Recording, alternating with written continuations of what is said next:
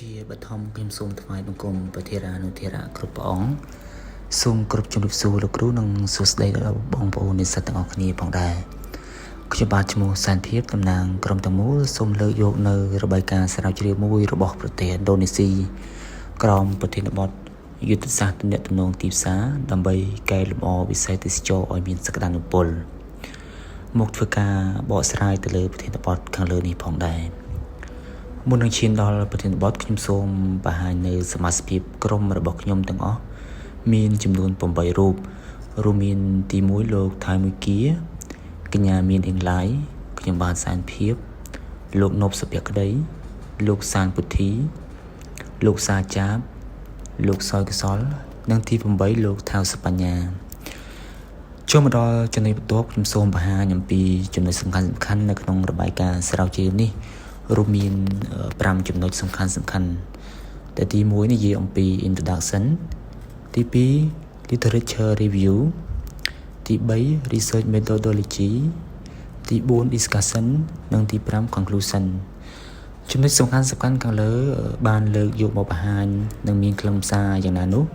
ខ្ញុំសូមបង្ហាញនៅ slide បន្តចំពោះ slide បន្តនេះខ្ញុំសូមលើកបង្ហាញអំពី introduction នៅចំណុចនេះនិយាយអំពី background លើប្រធានបទនៃរបាយការណ៍ស្រាវជ្រាវខាងលើយើងដឹងហើយវិស័យទេសចរគឺជាវិស័យមួយដែលទទួលបានការចាប់អារម្មណ៍យ៉ាងខ្លាំងពីបណ្ដាប្រទេសជាច្រើននៅក្នុងពិភពលោកហើយប្រទេសឥណ្ឌូនេស៊ីគឺជាប្រទេសមួយក្នុងតំបន់អាស៊ានដែលមានសេដ្ឋកិច្ចរីកចម្រើននិងមានតំបន់ទេសចរដ៏មានសក្តានុពលជាច្រើនផងដែរដោយកលេចមើលនៅតំបន់ទេសចរមួយនៅខេត្តកូនីកាន់គឺតំបន់ Korok Putri Paludangan បាទគឺជាភាសាឥណ្ឌូនេស៊ីដោយនៅទីនោះមានតំបន់ទេសចរច្រើនដូចជាភ្នំទឹកធ្លាក់កន្លែងបោះជំរំជាដើមតំបន់នោះពោពេញទៅដោយកន្លែងទេសចរក៏ពិតមែនក៏ប៉ុន្តែតាមរបាយការណ៍ទេសចររបស់ខេត្តកូនីកាន់មានភ្ញៀវទេសចរប្រមាណតែ30,000ទៅ35,000នាក់ប៉ុណ្ណោះនៅក្នុងមួយឆ្នាំដោយមើលឃើញពីបញ្ហានេះដូច្នេះហើយយុទ្ធសាស្ត្រទំនាក់ទំនងល្អនៅក្នុងដំណើរការទីផ្សារនៃការទាក់ទាញទេសចរគឺមានការចាំបាច់បំផុតតើមានយុទ្ធសាស្ត្រទំនាក់ទំនងបែបណានៅក្នុងការទាក់ទាញទេសចរឲ្យមកតំបន់នេះខ្ញុំសូមបង្ហាញនៅ slide បន្តលើការសិក្សាស្រាវជ្រាវនឹងឲ្យកាន់តែលម្អិតដោយនៅ slide បន្ទាប់នេះខ្ញុំសូមលើកយកនៅ literature review មកបង្ហាញអំពី marketing communication លើការយកឃើញរបស់បុគ្គលមួយចំនួនដែលទី1នោះលោក Philip Kotler នៅឆ្នាំ2009លោកបានលើកឡើងថានៅក្នុងអង្គភាពឬក៏ក្រុមហ៊ុន marketing communication មានតួនាទីផ្ដល់នូវព័ត៌មានការបញ្ចុះបញ្ចូលនិងបានក្រើនរំលឹកទៅដល់អតិថិជនដែលជាអ្នកប្រើប្រាស់ដោយផ្ទាល់ឬក៏ដោយប្រយោលអំពីផលិតផលឬក៏ម៉ាកដែលបានលក់ចេញចំណែកឯចំណុចបន្ទាប់លោក Boogen នៅឆ្នាំ2014លោកបានលើកឡើងដែរថា marketing communication អាចបង្កើននូវភាពត្រឹមត្រូវនៃម៉ាកនិងធ្វើឲ្យប្រសើរឡើងនៅដំណើរការនៃការផ្សព្វផ្សាយបាទចូលមកដល់ចំណុចបន្ទាប់ទៀតនេះគឺលោក Philip Kotler ដដែលលោកបានលើកឡើងថា marketing communication មានគំរូទំនាក់ទំនងសំខាន់ចំនួន8រួមមានការផ្សព្វផ្សាយពាណិជ្ជកម្មការផ្សព្វផ្សាយលក់ព្រឹត្តិការណ៍និងបទពិសោធន៍ទំនាក់ទំនងសាធារណៈទីផ្សារផ្ទាល់ទីផ្សារអន្តរកម្មទីផ្សារពាក្យសម្ដីនិងបុគ្គលិកផ្នែកលក់បាទនេះគឺជាគំរូទំនាក់ទំនងសំខាន់ដែលលោក Kotler គាត់បានលើកឡើងផងដែរអូខេចូលមកដល់ចំណុចបន្ទាប់ទៀតនេះខ្ញុំសូមបង្ហាញបន្តនៃការលើកឡើងរបស់លោក Philip Kotler ដដែលនៅក្នុងនោះលោកបានលើកឡើងថាគំនិតនៃការផ្សព្វផ្សាយចម្រុះរួមមានការផ្សព្វផ្សាយពាណិជ្ជកម្មការផ្សព្វផ្សាយការលក់ផ្ទាល់ខ្លួននិងទំនាក់ទំនងសាធារណៈដែលគំនិតទាំងអស់នេះជាគំនិតផ្សព្វផ្សាយចម្រុះដែលធ្វើឡើងសម្រាប់ទំនាក់ទំនងទីផ្សារផងដែរចំណែកឯចំណុចបន្ទាប់នៃការលើកឡើងរបស់លោក Hasbulla នៅឆ្នាំ2018លោកក៏បានលើកឡើងដែរថាការទំនាក់ទំនងគឺជាដំណើរការនៃការបញ្ជូនព័ត៌មានដោយនរណាម្នាក់ទៅកាន់មនុស្សផ្សេងទៀតដើម្បីប្រាប់ផ្លាស់ប្ដូរឥរិយាបថមតិយោបល់ឬក៏អាកប្បកិរិយាដោយផ្ទាល់មាត់ឬក៏ដោយប្រយោលនឹងតាមរយៈប្រព័ន្ធផ្សព្វផ្សាយបាទចំណុចទាំងអស់ខាងលើនេះគឺជាការលើកឡើងអំពីមុខងារមួយចំនួន នៃ marketing communication ផងដែរដូច្នេះខ្ញុំសូមបន្តនៅចំណុចបន្ទាប់ដែលបង្ហាញអំពីវិធីសាស្ត្រនៃការស្រាវជ្រាវបាទចំពោះវិធីសាស្ត្រនៃការស្រាវជ្រាវទៅលើរបាយការណ៍ខាងលើ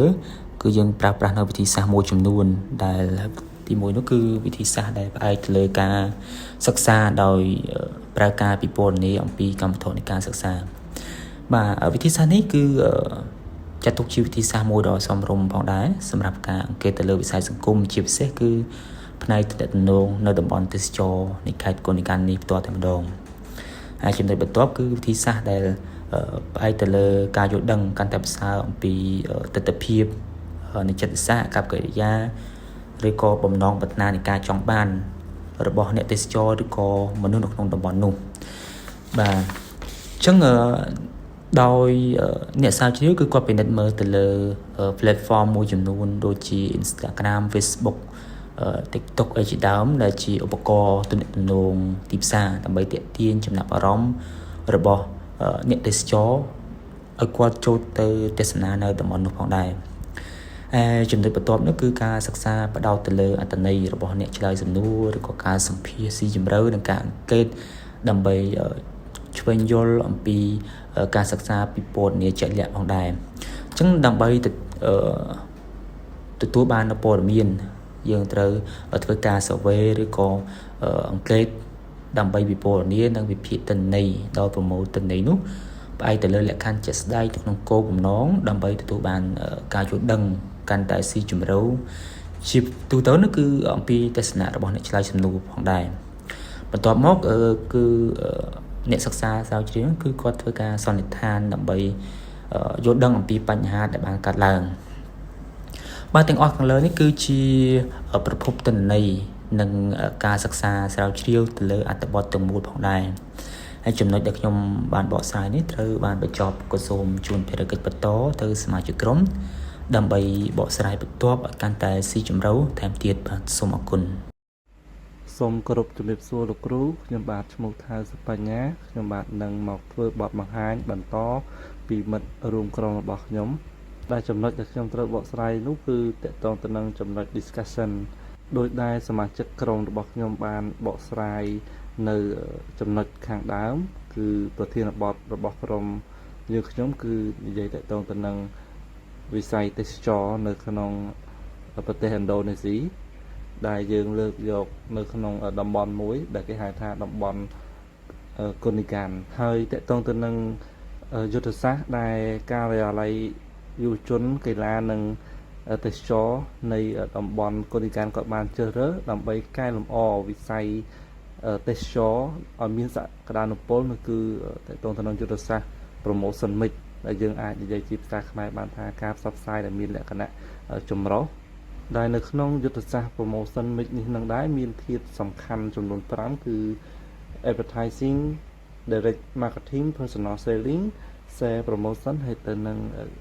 public relation ត្រឡប់មកកាន់ប្រធានបទយើងវិញ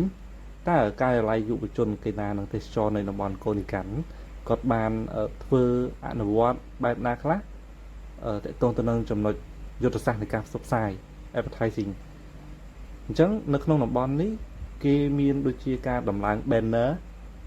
និង billboard បានន័យថានៅក្នុងតំបន់នេះគាត់បានដំឡើងនៅការផ្សព្វផ្សាយនៅលើ banner ធំអំពីតំបន់ទេសចរដើម្បីឲ្យភ្ញៀវទេសចរជាតិនិងអន្តរជាតិគាត់បានមើលឃើញអំពីសក្តានុពលភាពតាក់ទាញតាមរយៈរូបភាពនៅលើ banner ចំណុចមួយទៀតតាក់ទងទៅនឹង print media advertising ដែលសំដៅទៅលើការផ្សព្វផ្សាយជាលក្ខណៈបោះពុម្ពផ្សាយដូចជាកាសែតជាដើមតែនៅក្នុងនេះក៏បានរំលេចផងដែរថាជាកាសែតដែលមានឈ្មោះថា Pikiran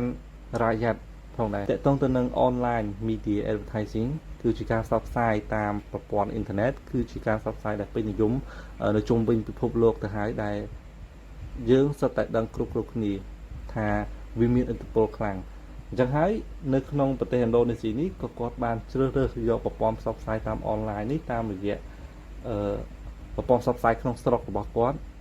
ដើម្បីជួយជំរុញនិងផ្សព្វផ្សាយពីតំបន់ទេសចរនេះផងដែរចំណុចបន្តតកតងទៅនឹងការផ្សព្វផ្សាយតាមរយៈវិទ្យុរបស់កូនីកាន់នេះផ្ទាល់ដែលគាត់ធ្វើជាលក្ខណៈ podcast នៅរៀងរាល់ថ្ងៃវេលាម៉ោង5 និងម៉ោង12ចំណុចសំខាន់ទាំងអស់នេះហើយដែលជាកត្តាលីករដែលថាជាកត្តាជំរុញផ្សព្វផ្សាយជួយឲ្យភ្ញៀវជាតិភ្ញៀវទេសចរជាតិនិងភ្ញៀវទេសចរអន្តរជាតិក៏បានឃើញអំពីតំបន់ទេសចរនេះខ្ញុំបាទសូមអនុញ្ញាតចូលទៅកាន់slide បន្ទាប់ដែល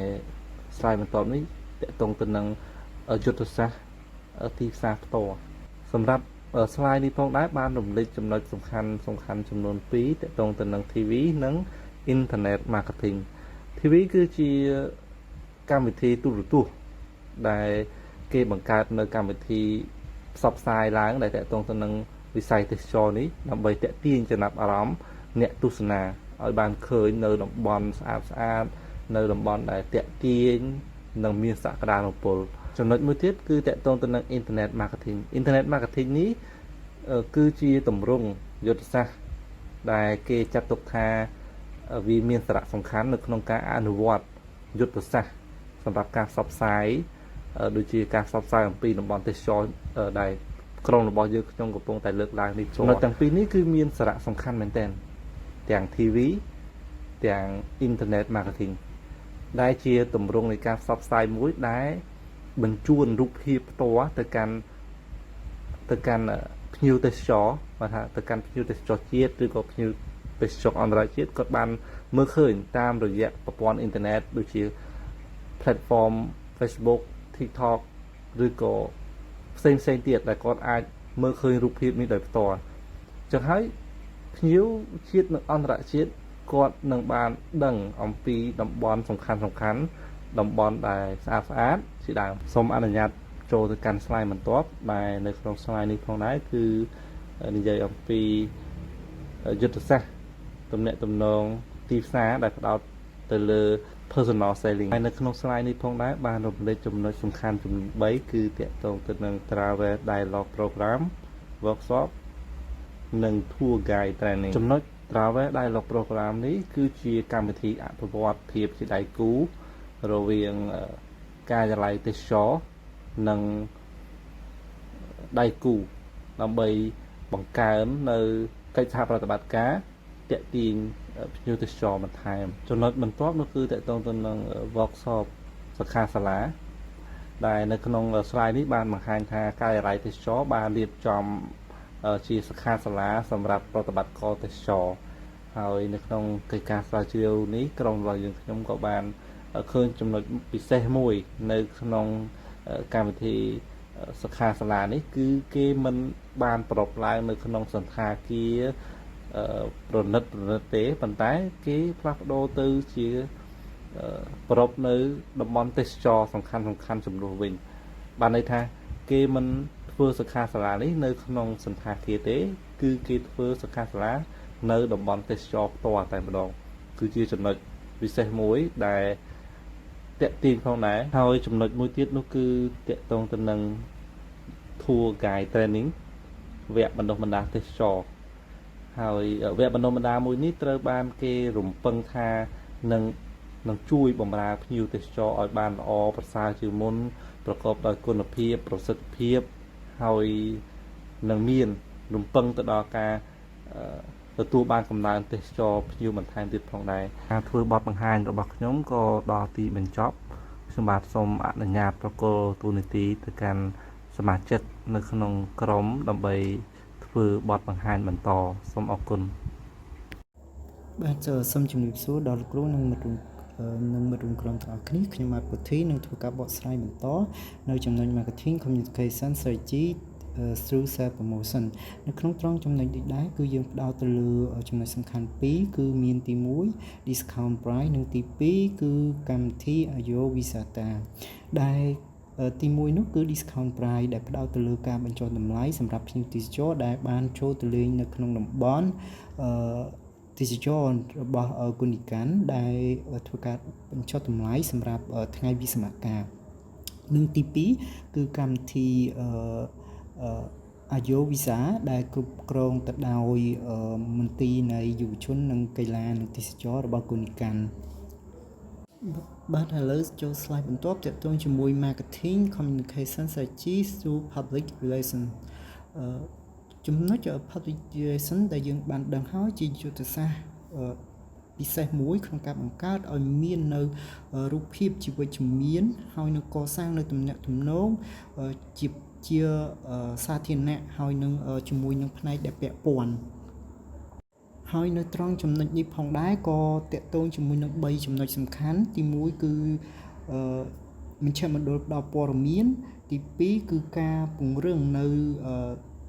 ភាពជាដៃគូជាមួយនឹងអង្គការ Perhutani ទី3គឺជាការផ្ដល់សិទ្ធិអំណាចទៅដល់សហគមន៍នៅក្នុងតំបន់